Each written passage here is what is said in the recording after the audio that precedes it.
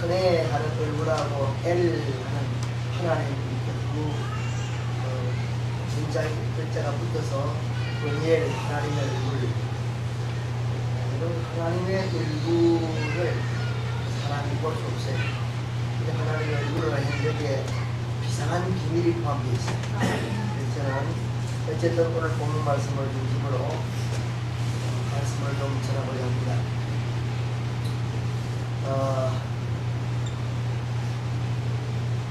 결국 야곱에 관한 말씀인데요.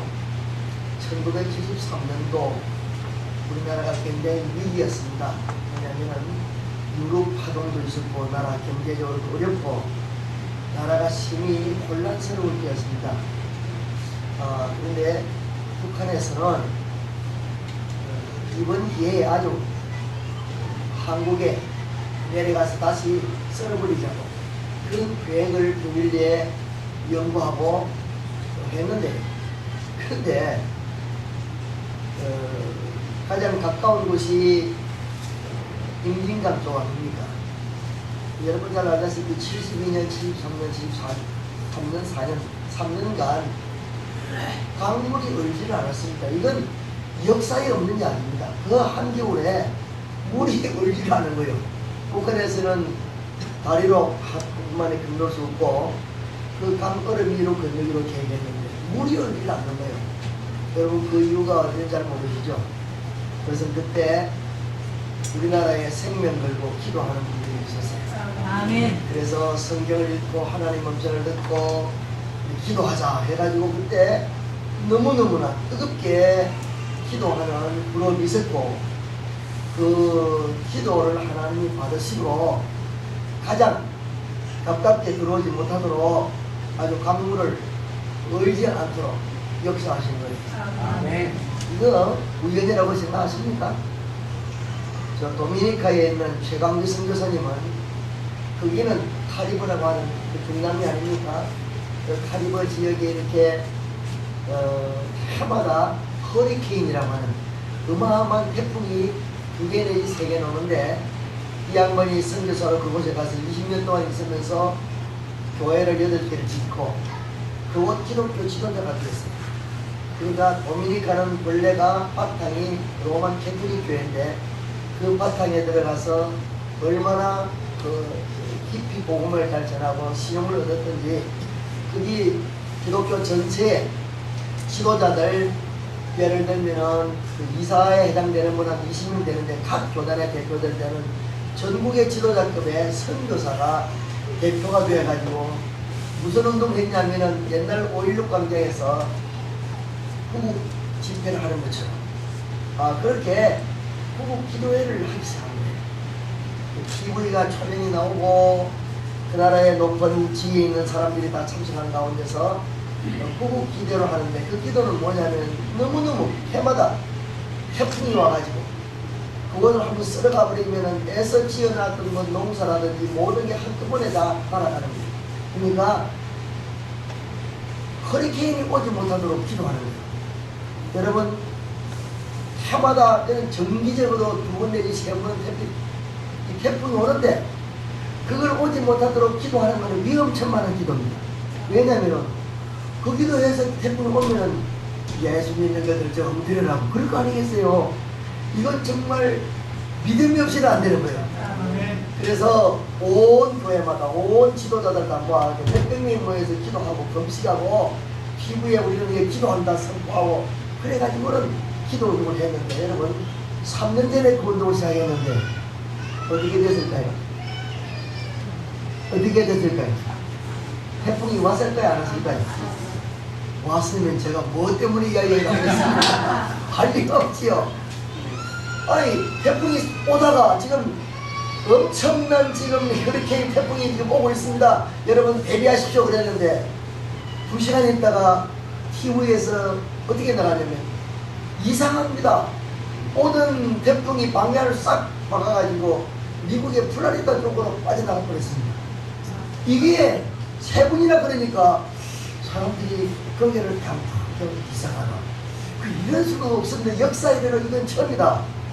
근데 사실은 기도했거든요.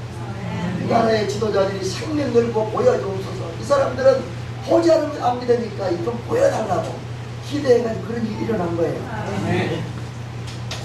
그 다음에 그 일이 있은 다음에 재작년에 또 기도한 거예요. 그런데 한 번 하나님 들었으면 되는데 또 기도하면 위험하잖아요. 근데 또 기도했는데 많은 사람이 이번에는 와버려라 까지 그 허리케인이 와버려야 이 사람들이 어떻게 되는지 알게 됐는데 우연히 그랬겠지. 아닙니다. 두 번째로 역시 태풍은 오지 않았습니다. 오다가 방향을 바꾸고 오다가 방향을 바꾸고 이건 수천 년 수백 년 역사에서 처음 있는 일 아니겠어요. 작년 8월달에 제가 미국 시카고에 세계 선교 대회에 갔습니다. 거기 세계 선교대회 한인 선교사 대회 회장이 마지막으로 임무를 하는 분이 그 바로 도미니카 선교사 최광주 선교사고, 물론 우리 교회에서 파송하고 우리 교단에서 파송한 선교사예요.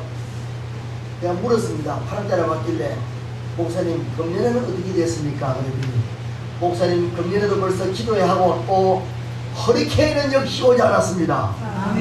올해는 어떻게 됐냐 안 물어봤어요. 이제 안 물어보고 했어요. 왜냐면 세 번이나 하나님 역사에 보냈으면 되었지.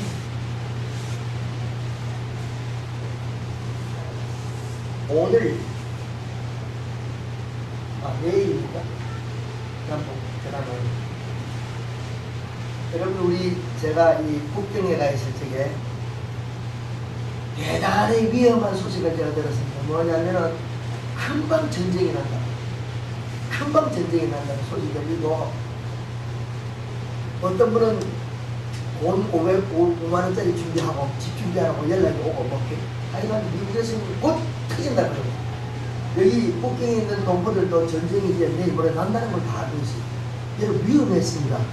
그때 우리 정재영 목사님 제가 메시지를 받았어요. 전화에 구국 기도를 해달라는 광고를 받고 물론 우리 교회에서도 기도했지만 공식 기도를 안 해서 제가 특파로 본문 올라가서 특별 기도했습니다. 삼봉을 하나님의 나라를 지켜주옵소서. 아무리 북한이 여러분 미사일 1,500개를 저 38선에 배치해 놓고 남한의 중요한 도시, 남한의 중요한 시설, 특히 핵발전소 이런 걸 개량해서 기분 나쁘면 쏴버리면요 우리는 30년 경제로 후퇴하고 나라는 결단이 납니다. 불가능합니다. 여러분은 얼마나 위험한 상황이었습니까? 그런데 기도 많이 했지 않습니까? 근데 지금 여기서는 분석가들, 정치가들 TV 대답하는 거 보면 점점 안 될 것 같으니까 온갖 소리 해도 역사의 주관자는 하나님이십니다. 하나님은 믿음의 사람들이 하나님께 간구하고 기도하고 맡기고 정말 하나님을 사랑하는 마음으로 하는 그 기도의 놀라운 역사가 첨단 무기를 막아내고 역사를 하나님이 주관하는 걸 저는 믿습니다. 이번에 이렇게 회담되는 것은 우연이 아닙니다. 때를 주장하시고 역사를 주관하시는 하나님의 역사가 있었다. 저는 분명히 그렇게 믿습니다. 세월이 지나고 나면 그래 그때 하나님이 우리 기도를 들어주셨어. 하나님께서 위험할 때마다 우리를 지키시고 눈동자처럼 구해주셨어. 할렐루야. 제가 새벽에 이렇게 말씀드리는 것은 오늘 인물 나타나는 인물이 누구냐면은 야곱인데 그 야곱의 이름은 발꿈치를 잡았다. 발꿈치를 잡았다는 이름이 쌍둥이 형인 에서가 태어날 때 세상에 쌍둥이가 태어나는 1분이나 5분 뒤에 나와야 되는데 그런데 태어날 때 형의 발목을 잡고 태어날 때 그러니까 이름이 발꿈치를 잡았다의 이름이 또 다른 뜻도 하나 있어요. 야곱의 이름 뜻은 뭐냐면 사기꾼이라는 뜻입니다. 부동문이라는 뜻이 이름이 두 가지 의미가 있어요. 자기가 이름이 있게 된 것은 이게 여러 가지 영적인 의미가 많이 있습니다만 오늘 저는 이 야곱이 자기 할아버지는 믿음의 선조인 아브라함이요 아버지는 믿음이 너무너무 좋았던 이삭이었고 그분들이 얼마나 많은 기도를 했고 평소에 양을 치면서 이사를 하면서 어디서든지 하나님 앞에 깊이 묵상하며 하나님을 향하여 기도하고 축복받는 것을 눈으로 체험하며 살았던 야곱. 여러분 대단히 중요한 것은 분위기가 영적인 분위기가 기도하는 분위기고 예배하는 분위기고 하나님의 축복을 눈으로 체험하며 살았던 야곱은 어릴 때부터 마음속에 무엇이 있었느냐면 하나님이 복의 근원이 되십니다. 하나님이 축복해야 복 받는다는 걸 뼈저리게 믿음으로 느끼고 살 사람이에요. 그래서 하나님께 제사 드리는 것이 얼마나 소중하고 하나님이 복을 주셔야 인생이 복을 받는 것을 너무나 확실히 알고 있었기 때문에 동생으로 태어나고 보니까 마음에 늘 걸리는 게 뭐냐면 내가 장자로 태어났으면 장자가 받는 축복을 받을 텐데 그게 마음에 앵통하고 마음에 좀 그랬는데 때가 왔어. 형네서가 사냥하다 와서 배가 고파서 걸떡할 때 아주 벌건 이렇게 죽을 쓰고 있는데 너무 배가 고팠는데 형이 애서가 야 동생 그 팥죽 한 그릇 달라 그러니까 우리 성경 보게 되면은 얼마나 먹고 싶었겠어요. 물론 이용한 건 나쁜 것 같지만은 형이 장작권을 나한테 팔아라 그러면 내가 팥죽 한 그릇 주겠다. 애서는 하나님께 제사하는 것이나 하나님이 복을 주셔야 된다는 것이나 장자에게 돌아올 복에 대해서 별로 관심이 없어. 여러분 은혜를 받는 것과 복을 받는 것은 관심입니다. 할렐루야. 집중적으로 사모하고 관심이 있고 뜨겁게 그걸 얻으려는 욕망과 갈망이 있어야 돼요. 너는 은혜 보더라. 너는 기도해라. 난 내대로 산다. 이런 사람 평생에도 은혜 못 받습니다. 하나님은 사모하는 자에게 은혜를 주십니다. 할렐루야. 그래서 동생은 그 장자의 복을 그토록 사모했다고 말해요. 형은 그걸 헌신자처럼 버렸어요. 하나님의 축복을 대수롭지 않게 생각하면 안 됩니다. 하나님의 성령의 은사를 주시고 하나님 우리에게 건강을 주시고 하나님 우리에게 자녀의 복을 주시고 물질의 복을 주시고 이걸 하나님이 하시는 일을 그냥 너무 쉽게 생각하면 안 돼요. 그게 복인데 에서는 그걸 너무 쉽게 생각하고 버렸어요. 근데 동생은 너무너무 그것이 귀한 줄 알고 팥죽 한 그릇에 그 장작권을 찾았어요.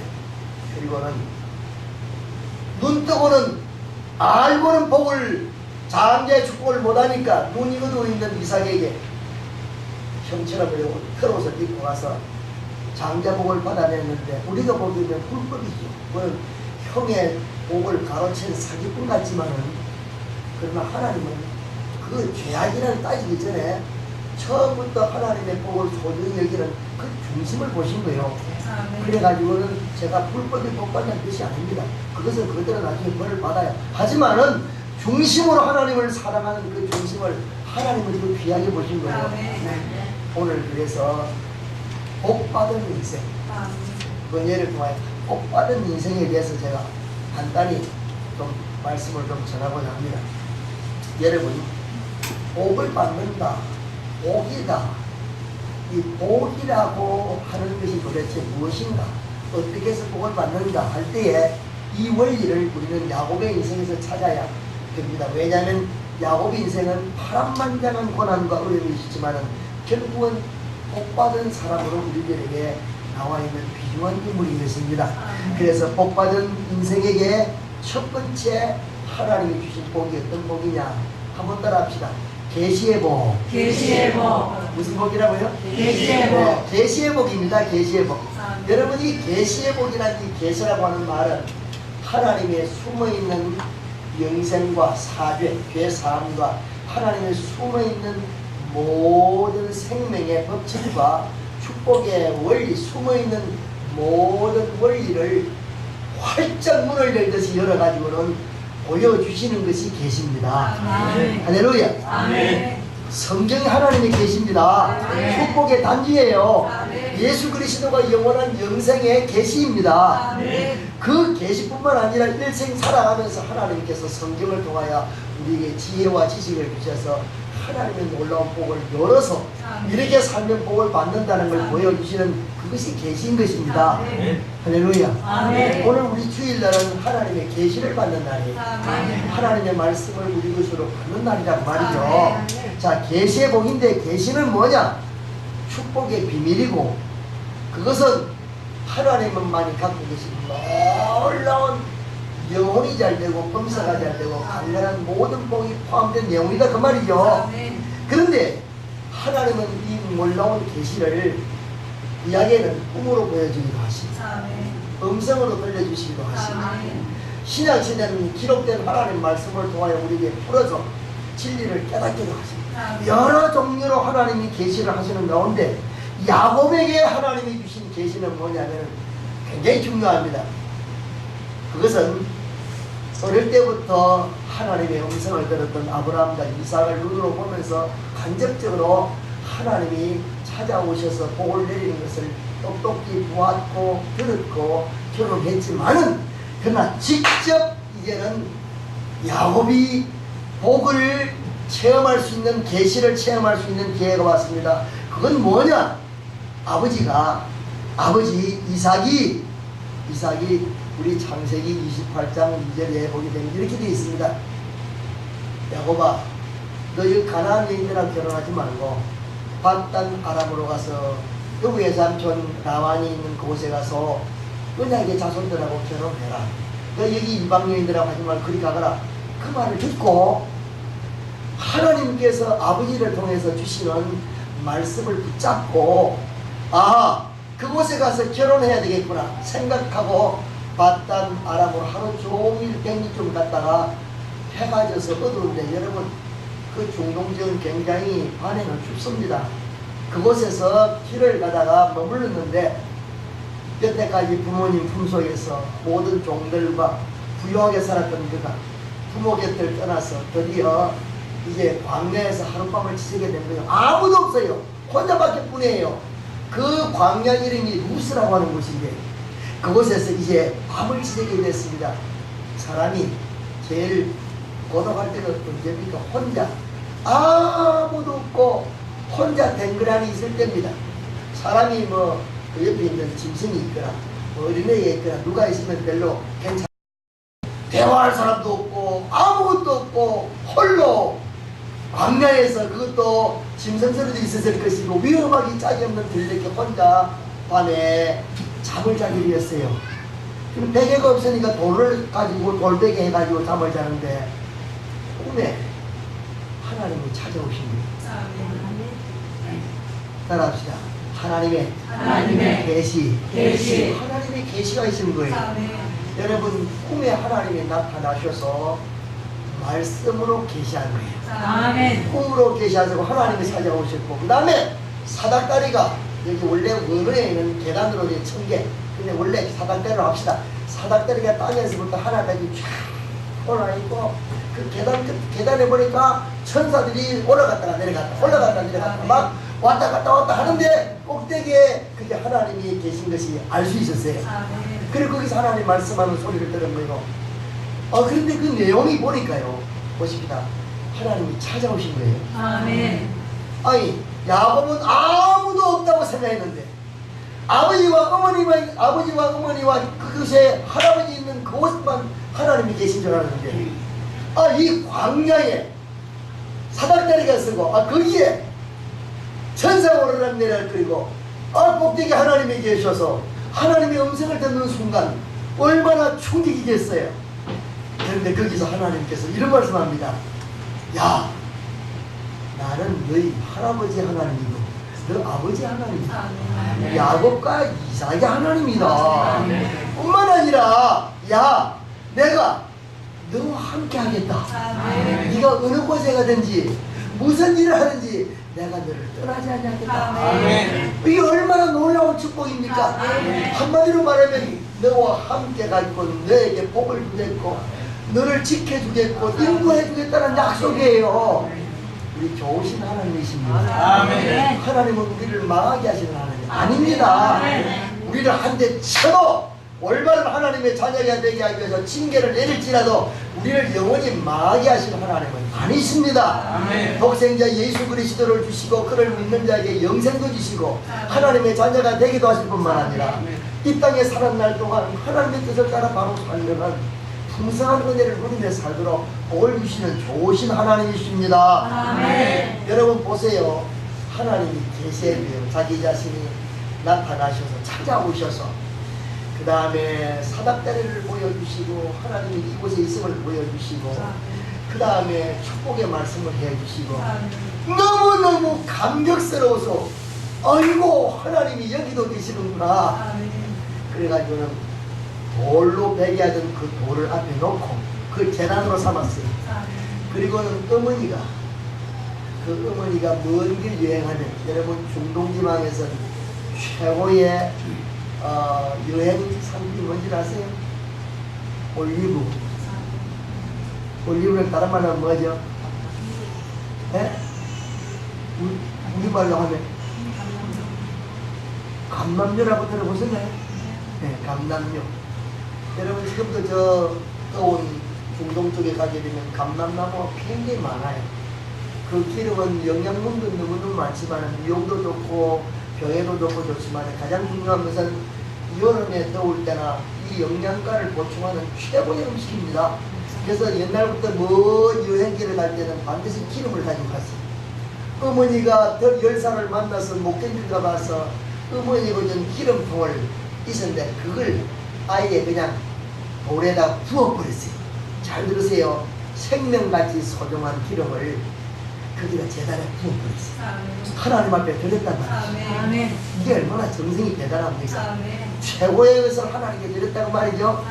그리고 그런 생각이를, 야, 이곳은 광야고 하나님이 안 계신 줄 알았더니 이곳에도 하나님이 계시는구나. 이곳은 다른 곳이 아니라 광야가 아니라 내가 하나님을 모신 이곳이 바로 하나님의 집이다 해서 그곳 이름을 바꾸었습니다. 땅 이름을 뭘로 했는지 한번 따라합시다. 베델. 베델이라는 것은 베스와 베델 해서 집이라고 하죠. 이 엘 해서 하나님의 집이란 뜻이에요. 하나님의 집. 곧 성전 아닙니까? 그 이곳이 덜렸기 비해서 하나님의 집이 된 거예요. 여러분, 하나님의 은혜를 받은 사람은 직장에 가거나 길을 가거나 어디를 가거나 그곳에서 하나님의 이름을 높이고 하나님을 사랑하고 하나님께 감사하는 인생들은 여러분 그곳이 어려운 곳이라 할지라도 전쟁터라 할지라도 사업의 현장이라 할지라도 어떤 곳이든지 하나님과 교통하는 사람은 그것이 베델이 되는 줄로 믿습니다. 하나님의 집이 되는 줄로 믿습니다. 이것이 우리 신앙인들이 가져야 될 아름다운 자세가 아니겠습니까? 그래서 여기에 야곱이 그 놀라운 은혜를 받고 감사해서 제단을 쌓으면서 하나님이 약속하신 이 은혜를 주시면 내가 돌아올 때 11조를 하나님께 드리겠다. 아니 그런 그 조상 아브라함이 전쟁에서 승리하여서 이렇게 멜기세덱에게 하나님한테 제단을 11조를 드린 것처럼 이삭도 물론 그랬겠지요. 그걸 본받아서 야곱도 하나님 앞에 11조를 드리겠다고 약속을 하는 거 보십시오. 좋은 믿음, 계시를 받아서 살았던 올바른 사람의 자손들, 제대로 복받는 것은 성경이 가르친 좋은 내용을 그대로 순종하는 길인 것입니다. 할렐루야. 그래서 좋은 믿음을 자녀들에게 심을 필요가 있어요. 그게 축복이라고 말이죠. 가장 중요한 것은 하나님이 계시할 때 하나님께 응답을 제대로 하라는 말. 하나님이 엄청난 복을 주시고 은혜를 주실 적에 야곱은 두말할 필요 없이 하나님 앞에 이렇게 가장 귀한 것을 몸과 마음과 정성을 합하여 하나님께 올려드렸어요. 하나님께서 얼마나 기뻐하셨겠느냐고 말입니다. 그리고 나니까 앞길이 성성장구 잘 열렸습니다. 그래서 그곳에 바단 아람에 가서 드디어 외삼촌을 만나고, 그 당시에는 일부 다처라고 해서 요새처럼 귀하게 할 수 없습니다. 그 구약의 윤리상 축복을, 자녀의 생산을 많이 하도록 하나님이 허락한 거예요. 그래서 나반의 2딸과 2여종에서 넷을 통하여 11아들을 얻고 엄청난 거부가 돼서 고향 땅으로 돌아옵니다. 할렐루야. 그동안에 나타난 일을 일일이 다 말씀드릴 수는 없습니다. 가장 중요한 것은 하나님께서 야곱을 찾아오셨고, 찾아오셨을 적에 야곱은 하나님께 올바르게 응답했다, 제사했다, 이겁니다. 여러분, 하나님이 여러분을 찾아오셨습니다. 예수 믿는 것은 주님께서 전도를 통해서나 무슨 역사를 통해서나 성령께서 여러분을 만져주셔서 예수 믿는 믿음을 허락해 주시고 하나님의 자녀가 되게 하셔서 축복의 반열에 서게 하신 거예요. 이건 하나님의 은혜인 줄로 믿습니다. 한마디로 말해서 우리 예수 믿는 우리는 다 한번 따라합시다. 은혜를 받은 자들이다. 은혜를 받은 자들이다. 할렐루야. 하나님 주시고 싶어서 세계 70억 가운데서 얹고 뽑아서 여러분에게 은혜를 주신 줄 믿습니다. 할렐루야. 예수 믿는 은혜를 허락한 거예요. 그래, 이 은혜에 감사해서 하나님 앞에 찬양하고 기도하고 물질 드리고 봉사하는 건 너무 감사해서 드리는 거예요. 이것이 순종이고 예배인 줄로 믿습니다. 자, 여러분, 은혜를 받은 야곱의 생애 가운데 가장 큰 축복이 뭐냐면은 그는 영적으로 하나님과 늘 교통하는 삶을 살았습니다. 여러분, 이거 대단히 중요합니다. 하나님이 그때부터 늘 하나님이 계시는구나, 내 가는 길에 하나님이 함께 하시는구나, 그걸 믿었기 때문에 그는 자기 양을 만들 때 얼룩얼룩하게 이렇게 나무를 벗겨가지고는 우물가에서 물 먹일 때 해가지고는 전부 알록알록한 양들이 자기 양이 되는 엄청난 복을 받지 않았습니까? 이게 모두 하나님이 주신 지혜로 된 줄로 믿습니다. 날마다 하나님과 함께 할 때 그가 가장 큰 복을 받은 것은 영안이 열렸던 것입니다. 무엇이 열렸어요? 영안이 열렸습니다. 우리 창세기 31장 3절 보게 되면 하나님께서 성공한 야곱에게 뭐라고 말씀했냐면, 야곱아, 이제 너 모든 식구들 데리고 고향 땅으로 돌아가라 그랬어요. 여러분, 하나님께서 말씀했습니다. 언제 했겠느냐? 우리는 볼 때 야곱이 뭐 일하는데 하나님께서 적당히 말씀했구나. 아닙니다. 창세기 31장 3절 말씀은 야곱이 하나님 앞에 기도하고 하나님의 은혜를 묵상하고 하나님과 깊은 교제를 가질 때에 하나님이 말씀했다 그 말이지. 우리말로 하면 따라합시다. 기도할 때, 제사 드릴 때 하나님이 응답으로 말씀해 주셨다. 아니, 귀를 가도 하나님 갑자기 뻥! 야곱아! 이렇게 한 게 아니에요. 하나님과 교통할 때 하나님이 응답하셨어요. 네 땅, 네 족속에 돌아가거라. 여러분, 기도는 하늘로 열려있는 통로일 뿐만 아니라 하나님의 은혜와 하나님의 말씀을 받는 유일한 통로인 줄로 믿습니다. 그래서 기도에 승리하는 인생이 인생의 승리자다 그 말이에요. 그래서 하나님의 음성을 그는 직접 들었습니다. 창세기 32장 1절 이하에 보게 되면 귀국하다가 거기에 하나님의 사자들을 만났습니다. 여러분, 구약에는 사자들이 나타날 때 어떻게 천사 날개로 불불 날아다니면서 하나님의 사자로 나타나는 것이 아니라 사람의 모습으로 나타나는 거예요. 길가는 나귀는 줄로 알 수밖에 없어요. 그런데 그들을 첫 보는 순간 저 사람은 하나님이 보낸 사자로구나. 내가 귀국길에 이 많은 양들을 이끌고 식구들을 데리고 고향 땅으로 가는데 하나님께서 하늘의 군인을 동원했구나. 그게 확 느껴진 거예요. 그래서 하나님의 사자라는 사실을 즉각 알았어요. 뭘로? 따라합시다. 영안이 열려져서. 할렐루야. 여러분, 영안이 열려지시기를 주의 이름으로 축원합니다. 여러분, 영안이 열려지면요, 영안은 기도할 때 열려집니다. 기도에 영안이 열려져요. 세상을 바꿀 수도 있고 세상이 어떻게 돌아갈 것이고 역사가 어떻게, 다 영안이 열려져야 돼요. 성경을 볼 때 성령께서 성경을 통하여 영적 지각을 주셔서 우리 영안을 열어주는 줄로 믿습니다. 시편 19편 이하에 보게 되면 여호와의 말씀은 능력이 있어서 우리의 눈을 열어주신다고 약속하고 있어요. 그러니까 말씀을 읽고 깨닫고 묵상하고 감사하면 영안이 열려지게 되어 있어요. 영안이 열려지시기 바랍니다. 총각들은 영안이 열려서 좋은 아내 만나고 또 과학자들은 하나님께 바르게 기도해야 하나님이 새로운 걸 발견할 수 있게 돌려주십니다. 우리 창조과학에 있는 우리 한국의 최고의 과학자들 새로운 아이템을 해가지고 우리나라 사람을 남에게 살 수 있는 그런 놀라운 기술을 개발하는 그런 과학자들 가운데 예수님 사람 대단히 많습니다. 그 사람들은 인류의 복지와 우리나라 잘 되기 위해서 개발하는데 놀라워요. 가장 어려울 때 하나님께 기도하는 거예요. 골방에서. 그래서 상상 기도 못한 영감을 얻어가지고는 그렇게 발명한 것 저는 너무너무 많이 들었어요. 또 카이스트라고 서울에 카이스트 과학 기술은 있잖아요.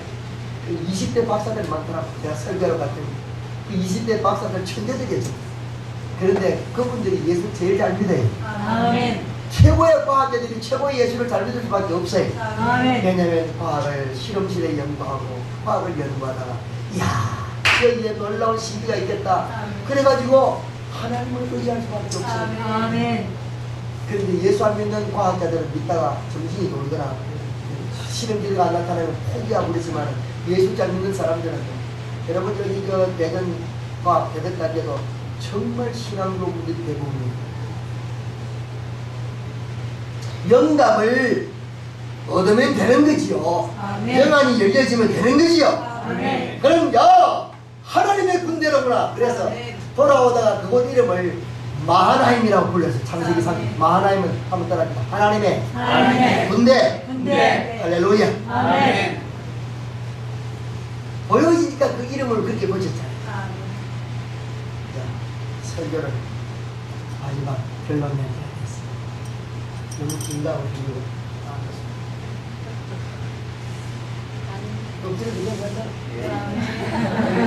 아니 뭐 오늘 주일 말하고 말씀을 듣고 좀 이렇게 생명이 끝나라고 해야지. 아멘.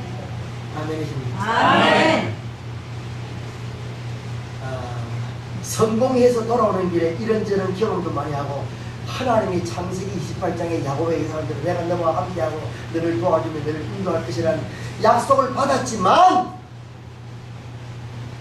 형이 400명의 군사를 거느리고 자기 장자 축복을 몽땅 뺏어간 야곱을 향하여 20년 동안 이를 부득부득 갈다가 잡아 죽이러 와서 자기를 쳐버리고 죽여버리면 20년 동안 공든탑 다 무너질 수밖에 없는 절대절명의 위기가 왔을 적에 머리가 좋은 야곱은 수단과 방법을 안 가지고 뇌물을 형에게 보냈다가 그것도 잘 안 통하니까 그 다음에는 이 떼거리를 첫째, 둘째, 셋째 나눠가지고 첫째가 치게 되면 둘째 가지고 도망치는 머리도 썼다가 하여간 인간이 살 수 있는 머리를 다 쓰고 그래도 불안하게 견딜 수 없어서 다 보내고 혼자 약봉나루 강가에 앉아있습니다. 할렐루야. 아멘. 문제는 하나님과 관계가 소통돼야 아멘.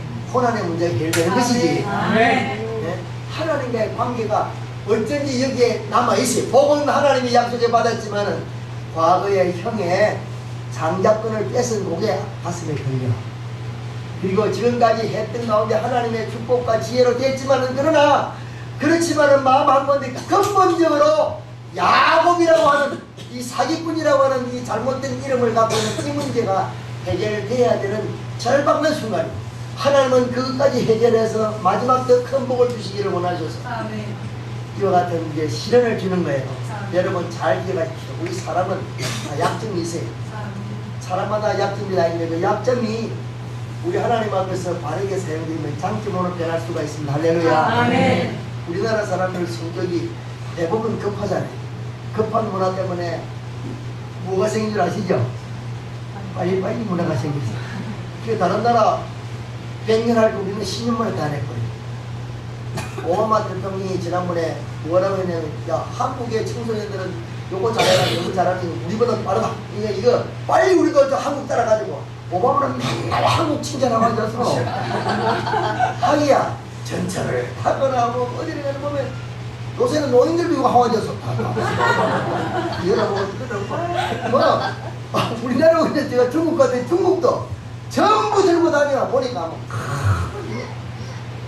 전 세계가 야단나는데 제일 잘 팔리는 게 삼성 전력진가 뭐 그거 아니요? 그게 우리나라 수입이 화가 났어요. 이 많은 돈을 한국에 버티지면 안 되는 자기들 잡아줘서 우리나라 경제 3대 지금 치명타가 안 되겠네 걱정합니다만 여러분 걱정할 필요 없습니다. 우리나라는 하나님께서 쓰시고자 하는 계획이기 때문에 아멘. 자꾸 개발될 줄로 믿습니다. 아멘. 할렐루야. 아멘. 저는 확실히 믿습니다. 아멘. 자, 하나님과의 관계가 회복되어야 아멘. 인생의 모든 재반 문제가 해결될 줄로 믿습니다. 아멘. 이 약점이 뭐냐 하면은 사기꾼 기질이 있는 거 하나 남아있는 거예요. 쏟은 거 이런 거. 그래서 약복당 나루에 앉아서 여러분 약복이라는 뜻을 잘 모르시죠? 약복이라는 뜻은 따라하기자 실험. 실험을 한다는 뜻입니다. 실험. 약복이라는 이름 뜻이 실험입니다. 아멘. 여러분 제가 무슨 운동 잘했겠어요?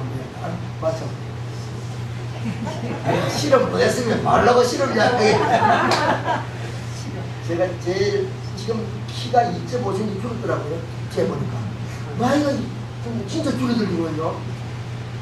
69.5 1m 70인데 지금 보니까 하여튼 67.5가 하여튼 3cm 줄었어 키가. 그랬는데 그 당시에 거기에서 70kg 대한민국의 소장파 옛날 그 우리 때는 지금부터 40 몇 년 전만 45년 그때는 초기 씨름계에는 씨름 선수들이 뭐 밑에 소장급, 부장급, 성사, 학사, 장사 이렇게 막 나눠가지고 70kg 기름대에서는 제가 전국의 이름을 냈던 씨름 선수입니다. 잘 모르세요. 이만기보다 씨름 잘했어요. 이만기 큰 형이 내하고 중학교 동기 동창이에요. 이만기 실제 우리 고향 사람인데 그냥 태어나기 전에 나는 씨름을 했으니까 잘했지. 초등학교 4학년 때부터 씨름을 했는데 6학년 때는 그 군에서 제가 제일 작았는데 씨름 1등 했습니다. 저보다 이만큰 애들도 그냥 5초만 쓰러져. 놀라운 일이요. 근데 내가 저 사람 씨름 잘했는데 안 믿어요. 저 이런 조막대만 해가지고 말이야. 뭘 쓰느냐고. 그 증거를 누가 했냐면 월남에 있는 내 친구의 같이 전쟁이니까 제가 거기서 전체를 재평을 눈으로 똑똑히 기술을 본 손일루가라고 하는 목사가 우리 교회 와서 설교를 할 때마다 세상에는 김대기 목사보다 씨름 잘하는 사람 없더라. 진짜 잘한다. 뭐 그런 설교를 몇 번 했어요. 그리고 나는 게 조금 집사람 믿었는데 더 확실한 것은 시골에서 있던 그 부산에 있는 장모님이 내 중학교 한해 고배가 와서 형님 그 유명한 형님 씨름꾼 아닙니까? 집사람 앞에 그 이야기 식사를 하면서 결혼식에 와서 이야기하는 거 듣고 집사람이 확실히 이제 믿을 뻔했어요. 이게 증거가 있어야 믿잖아요 사람이. 지금도 제 생각에 아직도 뭐 젊은 사람 하나도 이길 수 있겠다는 그런 욕심인데 그러다 가짜예요. 잘못된 거예요. 9살짜리가 우리 손자하고 붙어보니 손자 기분이 내보다 세 지금. 그거 보고 아하 이거 마음만 가지고는 안 되구나. 내가 그걸 느꼈어요. 여러분 씨름할 때는 중심을 잘 잡아야 돼요. 약점 탁 잡으면 저 사람 약점이 딱 보여요. 이 어디를 어떻게 끌어내는지 다 보여요. 근데 중요한 것은 나보다 기운이 훨씬 세거나 한 사람 딱 삿발을 잡으면 여기 숨이 딱 잠겨. 깔딱깔딱 넘어가요. 너무너무 힘들어요. 정말 생명이 왔다가 어떤 사람은 하다가 눌러가지고 그 자리에 기절하는 사람도 있어요. 씨름은 땀을 흘리고 생명을 들고 전심을 하고 집중하는 거예요. 여러분 야곱의 약복이라는 이 씨름의 뜻은 뭐냐면 하나님께 기도하려면 적당히 하지 말라. 하나님이 응답이 이거 생명을 들고 해라 이거야. 오늘 야곱이 죽느냐 사느냐 20년이 물고기 되느냐 안 되느냐 절박한 상황에서 하나님 앞에 하나님 내게 약속한 축복을 주셔야 된다고 그냥 씨름하는데 하나님의 모습으로 나타난 천사와 밤새도록 씨름하잖아요. 축복을 달라고 계속 축복을 달라고 야 날이 지금 새벽이 다 돼간다. 여기는 뭐 날이 세려하는 거 보니까 새벽이 지금 날이 벌이 밝아지고 나는 가야 된다 그러니까 축복 안 하면 난 좋겠다고 그냥 늘어지니까 천사가 환도뼈를 내려쳤잖아요. 때가 지금 한마디로 말하면 나갈 뻔했어. 그래도 붙잡고 늘어지니까 하나님의 모습으로 나타난 천사가 뭐라 하냐면 야 너 이름이 뭐냐 물었죠. 여러분 이게 무슨 말이냐면 응답입니다.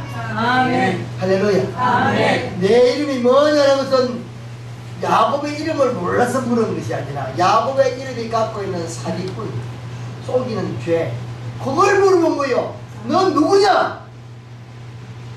그러면 저는 야곱입니다라고 고백하는 야곱의 내용은 제가 속인 것이 많은 죄인입니다. 그걸 고백한 거예요. 그러니까 그래 하나님께 회개를 받아버리고 축복을 내린 게 뭐냐면 야 다시는 너 이름을 야곱이라 하지 말고 이스라엘이라 해라. 아멘. 할렐루야. 아멘. 이름을 바꿔주셨어요. 아멘. 여러분의 이름이 바뀌기를 주의 이름으로 아멘. 축복합니다. 이건 원래 이스라엘이라는 것은 사람이 하나님과 겨루어 이겼다는 뜻입니다. 여러분, 사람이 어떻게 하나님을 이길 수가 있습니까? 그런 뜻이 아니라 하나님께 매달리고 간구하면 하나님은 우리 아버지시라 믿음을 갖고 간구하는 자를 외면하지 않으시고 허락한다는 뜻이에요. 저 주신다는 뜻이에요. 어떤 어리석은 아버지가 5살짜리하고 씨름을 하면서 애를 들어가 내동댕이 친 아버지가 어디 있어요? 90이면 9, 100이면 100 다 져줍니다. 그 다음 또 낮아버지면서 네가 이겼다 그러잖아요. 그걸 생각하면 되는 거예요. 아멘.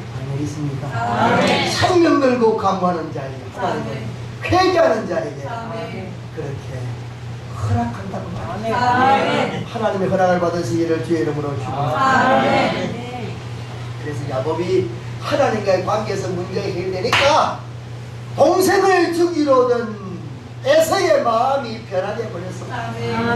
원수로 이겼고 20년 동안 이를 부드덕 갈던 에서가 동생을 보고 눈물을 흘리면서 서로 껴안고 동생아 얼마나 수고했냐 그러면서 죄는 묻지 않고 야 동생 내가 너를 보호해주마 형님 이 물건 다 가져가십시오 그러니까 필요 없다 나는 많은 게 있다 그래도 내가 주는 성입니다 바닥을 하는 말이 그래 너 가는 길을 내 권세를 가지고 보호해주마 원수가 변해서 돕는 자로 변했습니다. 할렐루야. 이게 흉화물입니다. 그리고는 없어질 물건도 다 보함을 받았습니다. 물질의 복을 받습니다. 자, 계산해 봅시다. 하나님의 계시를 받고 하나님께 제사에 승복하고 생명 걸고 기도에 승리했더니 하나님과 관계에서 죄 문제 해결하면 하나님과 소통하게 되니까 원수되었던 형과도 인간관계도 소통이 되고 잃어버리려 했던 물건도 다시 찾게 되는 물질의 법 그러니까 영혼이 하나님과 관계 잘 되고 나니까 인간관계도 잘 되고 그 다음에 물질관계도 해결되는 세 가지가 다 해결됐습니다. 진정한 복은 하나님과의 관계가 해결되어지 내 문제나 믿음의 문제, 사랑 문제 사람 그리는 사람의 관계도 해결되어지 이렇게 소통이 잘 되면 반드시 하나님은 그 사람의 은사대로 물질의 복도 주실 수 있습니다. 마지막으로 야곱은 이런 은혜를 받고 오다가 드디어 천사를 만나고 여기서 본문 말씀 보게 되면 내가 하나님의 얼굴을 보았다. 여러분 한번 따라합시다. 오늘 본문 말씀의 제목이기도 합니다. 브니엘 하나님의 얼굴 할렐루야. 하나님은 얼굴이 없습니다. 그런데 왜 하나님의 얼굴이라고 했을까요? 이 뜻은 대단히 의미심장한 뜻을 갖고 있습니다. 이것은 하나님께서 영적으로 눈에 보이는 사람을 통하여 그가 하나님의 뜻을 가진 사람의 모형으로 왔지만은 그러나 그런 하나님이신데 누구든지 하나님을 보면 죽게 되어 있으나 하나님께서 죽이지 않고 살려주셨다는 하나님의 은혜를 표현한 내용입니다. 할렐루야. 하나님은 두렵고 무서운 놀라운 분인 것 같지만은 우리 하나님의 자녀들에게는 자비와 사랑과 용서와 복을 주시는 가장 좋으신 하나님이십니다. 할렐루야. 그의 얼굴은 우리의 축복이고 그의 얼굴은 우리의 사랑이 되는 줄로 믿습니다. 우리를 향하여서 보고 계신 하나님 앞에 하나님이 원하시는 제사를 드리고 야곱처럼 마지막 12아들을 앞에 놓고 축복을 하고 마지막 유다지파에는 메시아 예수가 태어날 것을 예언할 만큼 메시아를 예수를 소망했던 야곱 같은 하나님의 얼굴을 대면하는 사람 눈에는 보이지 않지만 믿음의 눈으로 여호와 하나님이 나와 함께 하시고 나를 보고 계시고 날마다 주님을 본다는 심령으로 예배하며 일하는 우리가 된다면 그 사람이 복받은 사람 그 사람의 사업에 함께 하시고 역사할 줄로 믿습니다. 이런 축복이 저와 여러분에게 함께 하기를 예수님의 이름으로 축원합니다. 기도하겠습니다. 사랑의 하나님, 성산교회가 거룩한 산이요 하나님의 선지동산이요 하나님이 원하시는 아름다운 교회가 되도록 복을 내려 주시옵소서. 하나님의 얼굴이 이곳을 향하여 보게 하여 주시옵시고 하나님을 향하여 대면하는 마음으로 살아가는 그 거룩한 하나님의 백성들이 되도록 복을 내려주시고 아멘. 예수 그리스도 십자가 보혈과 은혜와 사랑에 감격하여 날마다 영안이 열려져서 아멘. 하나님이 주신 은혜를 마음껏 받아 누리는 계시가 넘치는 복된 교회 성도들 우리 목사님 가정 되도록 은혜 내려 주시옵소서. 아멘. 예수님 이름으로 기도합니다. 아멘. 이 시간 함께 다 같이 자리